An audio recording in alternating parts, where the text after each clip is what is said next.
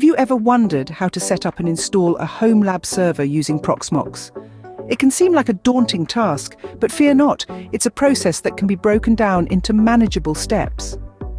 Today, we delve into the fascinating world of Homelab servers and guide you on how to accomplish this task. The first thing you need is a server. This could be a dedicated piece of hardware or an old computer that you have lying around. Ensure that it has a 64-bit processor, as proxmox is a 64-bit only system. Next, you'll need to download the proxmox software. Go to the proxmox website and download the latest ISO. Once downloaded, create a bootable USB stick with the ISO. There are various ways to do this, but one of the most common methods is by using a program like Rufus. With your bootable USB stick ready, insert it into your server and boot from it. You'll be greeted with the proxmox installer. Follow the prompts, making sure to select the correct hard drive to install proxmox onto. Once the installation process is done, remove the USB stick and reboot your server. Now you should be greeted with the proxmox login screen. The next step is to log into the proxmox web interface.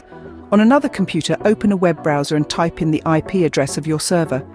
This should bring up the proxmox web interface. Log in using the username root and the password you set during the installation process. Once logged in, you can start setting up your Homelab. You can create and manage virtual machines, set up networking, and much more. So to summarize, setting up a Homelab server using proxmox involves the following steps. 1.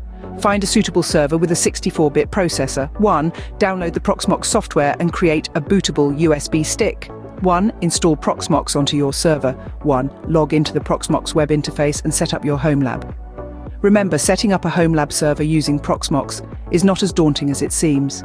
It's a process that can be broken down into manageable steps. And once you have your Homelab up and running, you'll have a powerful tool at your disposal for experimenting, learning, and much more.